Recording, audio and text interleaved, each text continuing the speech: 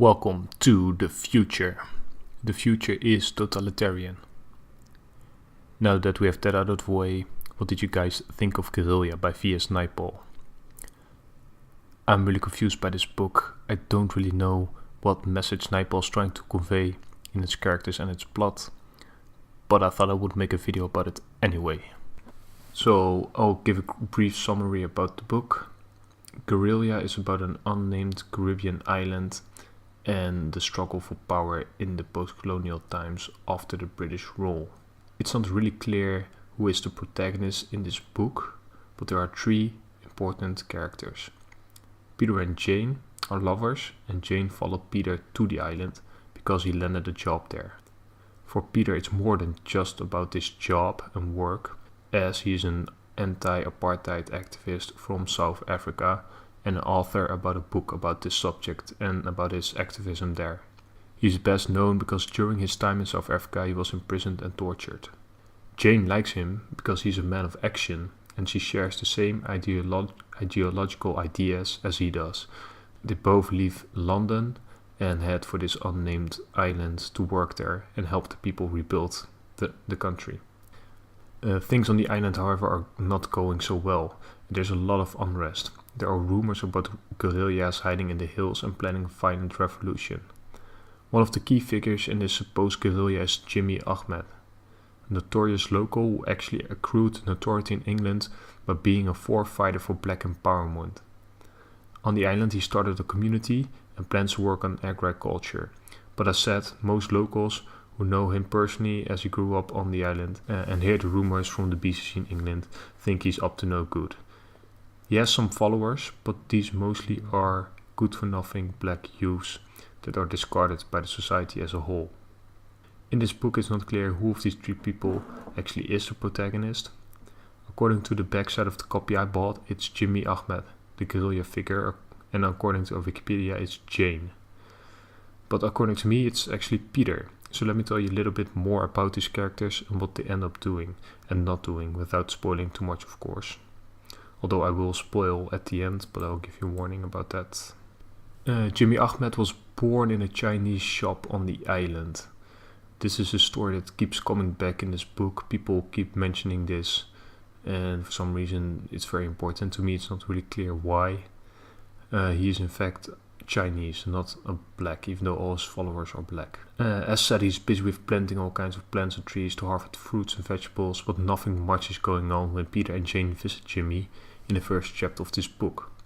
Jimmy explains that he and his gang, are focusing more on products they can sell, so they can make money and invest that in the project. Obviously, these things they are selling are drugs or something like that. There are rumors from the time Jimmy was in London that he raped someone and that was actually what led to his eviction and that is the reason why he's back in his home country. It's not told in this book whether this is true or not, and we never get to know that. Jimmy still writes to a woman in England, his lover, and some of the letters are in a book so the reader can understand what he really thinks about the situation and about the other characters. It's clear that he has a very high opinion of himself and he thinks he's meant to do great things. Now we go on to Peter. Peter is the activist from South Africa. He got evicted from that country because of his activism and as said he was at some point tortured. He doesn't like speaking about it but did write a book about it. It's strangely ironical how Jane wasn't impressed with him when she first met him, but after she read his book she projected all sorts of opinions on him. And he is aware of this, and he lets her do this. Peter is intelligent and he's level-headed, but on the verge of becoming a cynic and totally disillusioned, ideologically.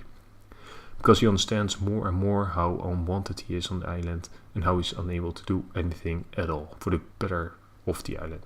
Now on to Jane.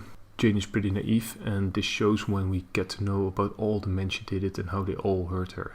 Her life is full of disappointments. She did have strong opinions about colonialism, the situation of England and the building up of third world countries, but even in the beginning of this book she already is indifferent to anything that is happening on the island. At first she started to dislike the people of the island, then the friends of Peter, and in the end she dislikes Peter himself and she tells him at one point that she will leave him and go back to England. Okay, now we move on to spoilers to what happens to these characters in this book. So what happens is that there's a rising unrest under the locals, and at one point one of the followers of Jimmy gets killed. A young boy. Or a man. Like a young man. It appears he was involved in drug trade.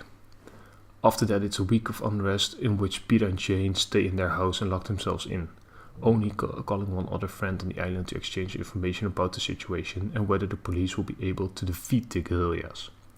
It's unclear what really is happening because the characters remain indoors, but I think this is actually a good depiction of such a situation, as the information we'll get during a revolution, rebellion or a riot is of course very limited. Jane actually thinks she missed her chance to leave and go back to London during this week of the rebellion, and she's a bit upset about that. She's ignoring Peter, it's not a good situation in the house. But in the end the police defeat the rebels, and a friend of Peter is elected minister to start rebuilding the country again. This friend tricks Peter into a radio interview in which he gets Peter to admit that he thinks the people of the island can't help themselves and that nothing will come of his activism. So, in conclusion, that Peter thinks these people actually feel him, that they don't want to be helped, that they are like good for nothing basically. Peter is enraged about this interview he didn't want to give, and is a bit tricked in the conversation. But in the meantime, Jane visits Jimmy Ahmed and is first arguably raped by him and after that killed with a machete. So things go bad for them after the riot instead of during the riot. Jimmy and Peter call on the phone. Peter doesn't know what happened to Jane, but he says they'll leave the island tomorrow. Jimmy orders him to come to his community to discuss something very important, but Peter refuses, and his disillusionment is complete. That's what I think this book is about. Foreigners trying with their best intentions to interfere in matters that don't actually concern them. The locals, like the housekeeper Audella in the book, secretly look down on them and think they're not supposed to be there. And even the minister friend of Peter, who keeps saying we, as in the people of this country, look up to you and you are very welcome here, in fact, says they are not welcome. Peter also totally fails to see how the mother of the boy that got killed, that started the riot, was actually helping him hiding drugs from the police. He's not aware of what kind of people he's dealing with, and that certainly goes for Jimmy, whom he said he admired because he got things done. In the end, I do really like this book. It's very complex and ambiguous, but this is not an easy subject too. I do like Naipaul's perspective of the disillusionment of Westerners who actually join some struggle that is not theirs for less virtuous reasons than they show to the rest of the world. We learned that Peter actually got threatened by someone in London and leaves because he's afraid for his life. And that was actually the reason why he was on the island in the first place. People think he's brave because he was tortured, but in fact he's more afraid of pain than ever. Jane keeps projecting her own thoughts on men and keeps giving herself away to them. She was never really interested in this island or the people, but only in herself and her past hurt. I think this book really portrays well the different perspectives of the third world countries and the first world countries and its people. First world countries have the resources, but they do not have the interests in this battle. And some American helicopters in the end are needed to stave off the rebellion, even though they don't understand what is actually happening or who they are fighting. The third world people do have the interest in the struggle, as they are the locals and don't have the resources to just leave like Jane and Peter could.